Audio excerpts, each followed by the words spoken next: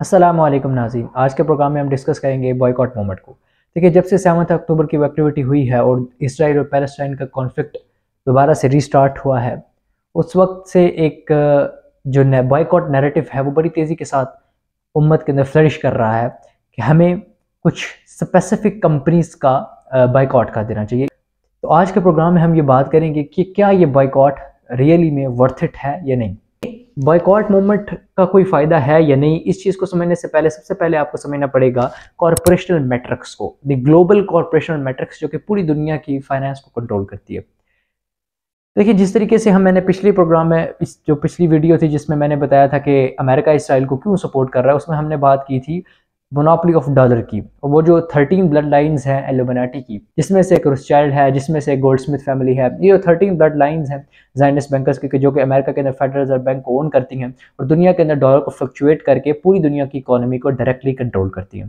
तो वो एक ज़ायनिस्ट इकोनॉमिक, जिसे आप कहते हैं कि ट्रैप है या एक मैट्रिक्स है। एक मैट्रिक्स है कॉरपोरेशनल मैट्रिक्स। ये कॉरपोरेशनल मैट्रिक्स लोकली कंट्रोल होती है मल्टीनेशनल कंपनीज के जरिए कि जिनका इस्तेमाल पूरी दुनिया के अंदर फैला हुआ है, और वो मल्टीनेशनल कंपनीज सारी की सारी कंपनीज जाके इंटरकनेक्ट होती हैं। जिस तरह के जितनी भी दुनिया की करेंसीज हैं वो सारी जाके कनेक्ट होती है डॉलर के साथ, और डॉलर कनेक्ट होता है फेडरल रिजर्व बैंक के अंदर बैठे हुए जूइश बैंकर्स के साथ।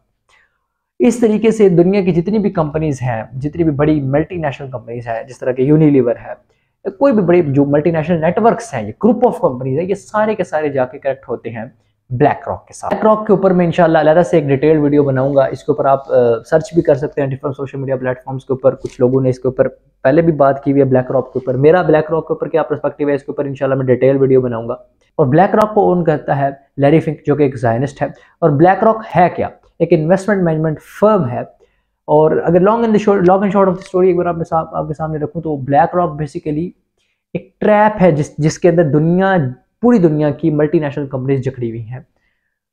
Long and short of the story is कि दुनिया की सारी मल्टीनेशनल कंपनीज को ओन करता है ब्लैक रॉक। और ब्लैक रॉक क्योंकि एक इन्वेस्टमेंट मैनेजमेंट फर्म है, तो इसलिए वो ओन करती है, और ब्लैक रॉक को ओन करता है लैरी फिंक, जो कि एक ज़ायनिस्ट है। तो ये जो ताने बाने हैं आप समझ गए होंगे। बाकी इंशाल्लाह डिटेल वीडियो ब्लैक रॉक के ऊपर इसी चैनल के ऊपर इंशाल्लाह मैं बनाऊंगा।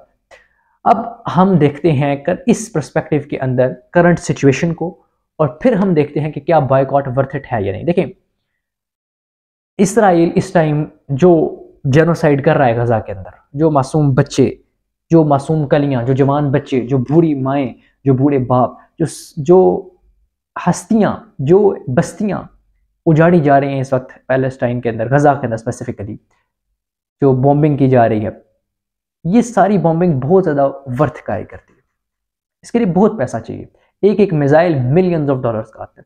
इस वक्त हमास ने इसराइल के जो दर्जनों टैंक तबाह किए, उनमें से एक एक टैंक की कीमत 1 मिलियन, यानी एक टैंक की वर्थ $1 मिलियन से ज़्यादा है।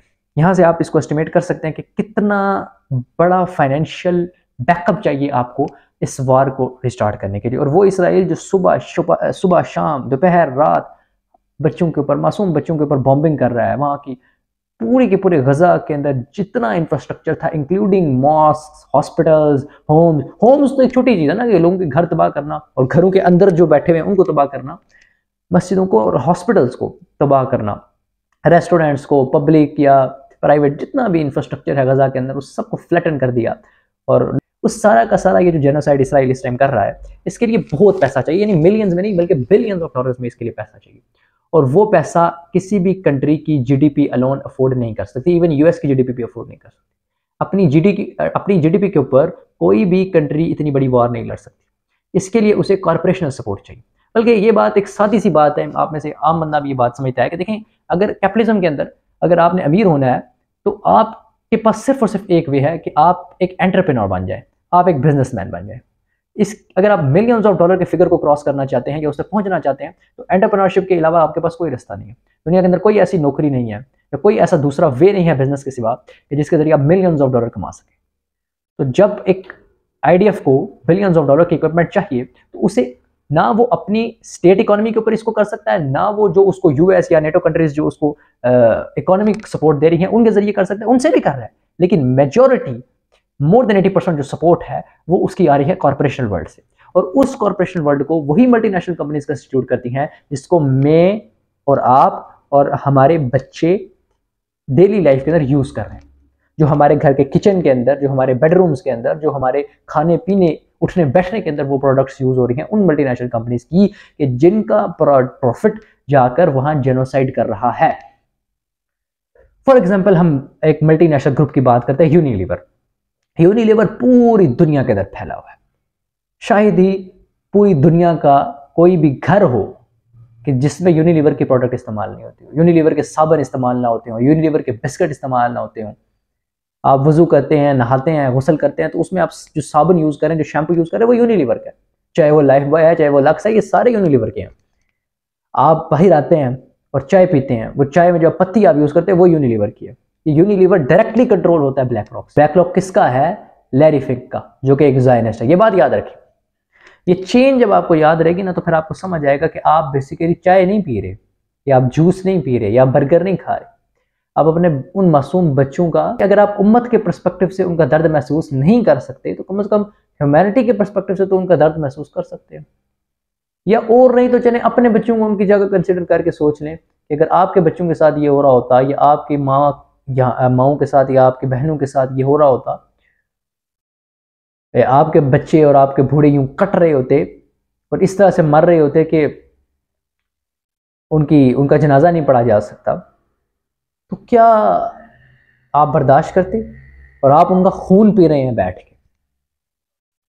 तो ये याद रखें कि जितने भी मल्टीनेशनल ग्रुप्स इस वक्त पाकिस्तान के अंदर काम कर रहे हैं, वो डायरेक्टली कंट्रोल हैं ब्लैक रॉक से। और ब्लैक रॉक, लैरी फिंक, जिसे मैंने पहले कहा कि लैरी फिंक ब्लैक रॉक को ओन करता है, जो कि एक जायनिस्ट है। अब हम आते हैं कंक्लूजन के ऊपर कि ये सारा का सारा प्रॉफिट जो कि आप मल्टीनेशनल ब्रांड्स को यूज करते हैं, जितने भी फास्ट फूड्स के ब्रांड्स हैं, जिस तरह के मैकडोनल्ड है, KFC है, ये सब ब्लैक रॉक ओन करती है।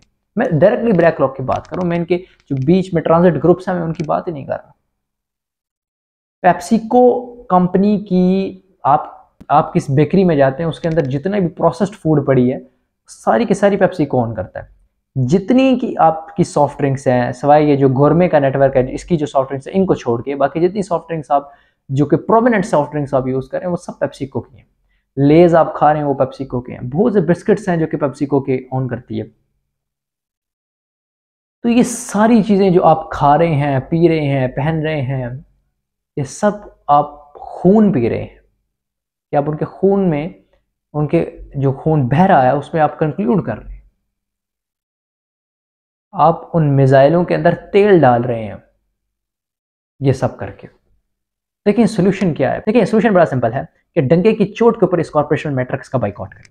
कुछ नहीं होगा आपको। अब मैं आता हूं उन कंसर्न्स की तरफ के जो कि स्यूडो इंटेलेक्चुअल्स के हो जाते हैं, कि जब हम बाइकआउट करने की बारी आती है। आपको याद होगा कि यूक्रेन के टाइम पे रशियन प्रोडक्ट्स का बाइकआउट हुआ है। रशिया है तो एक कम्युनिस्ट कंट्री, लेकिन फिर भी उसके कुछ प्रोडक्ट्स का, उसकी इतनी कोई कमर्शियल हेजेमनी है नहीं है, लेकिन फिर भी उसके प्रोडक्ट्स को किसी हद तक उसका एक बाइकआउट किया गया। और बाइकआउट सिर्फ ये नहीं होता कि आप उसके कॉर्पोरेशन बाइकआउट कर दें।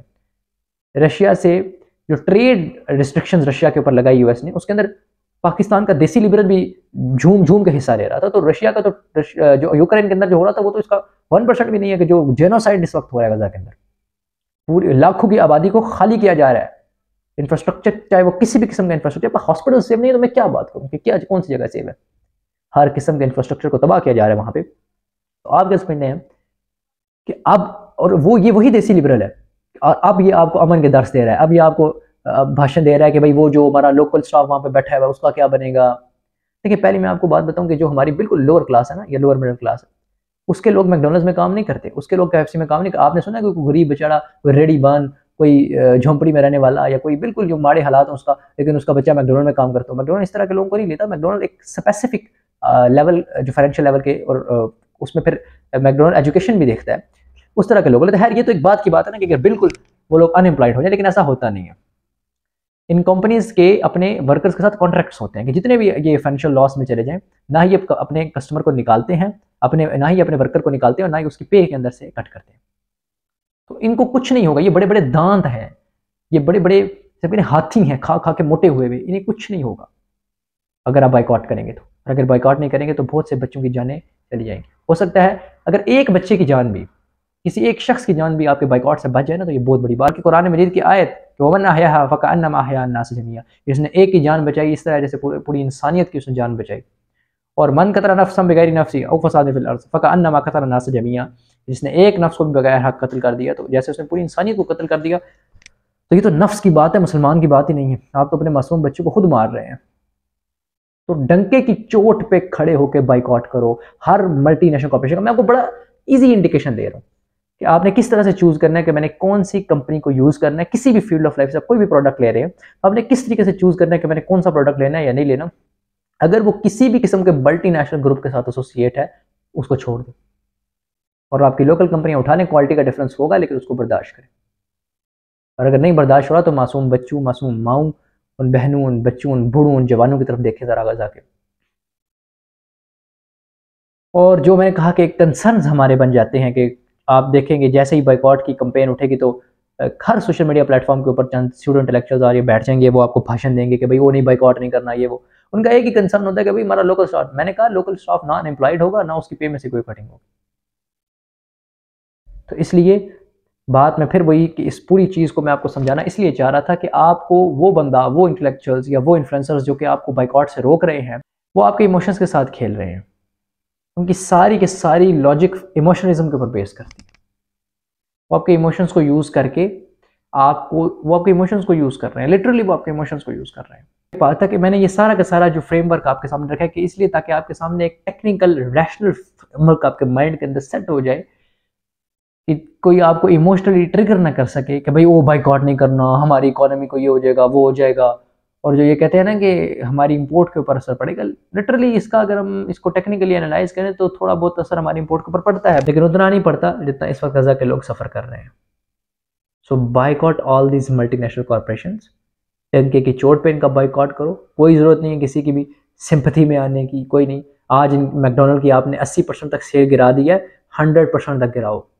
और सिर्फ मैकडोनल्ड्स ही क्यों, हर मल्टीनेशनल ब्रांड को या स्पेसिफिकली जो ब्लैक रॉक के साथ लिंक है, ये आपको अब उस पर लिखा तो नहीं होता कि ये मल्टीनेशनल ग्रुप जो ब्लैक रॉक के साथ एसोसिएट है या नहीं।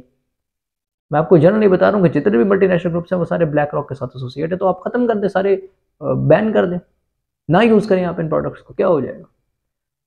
और अगर आप जानना चाहते हैं फिर भी स्पेसिफिकली वो लिस्ट उन प्रोडक्ट्स के जो आपने नहीं यूज़ करने, तो इस वीडियो के डिस्क्रिप्शन के अंदर मैंने वो लिंक डाल दिया है। इस लिंक को आप क्लिक करेंगे तो आपके सामने BTS मूवमेंट, जो बाइकआउट मूवमेंट है वर्ल्ड वाइड, उसकी तरफ से जारी करने की लिस्ट है। तो अगर आप देखेंगे इस लिस्ट के अंदर सारी की सारी वो प्रोडक्ट्स इनलिस्ट हुई भी होंगी जिनका आपने बाइकआउट करना है, जिनको आपने नहीं परचेज करना। आखिर दावाना अल्हम्दुलिल्लाह।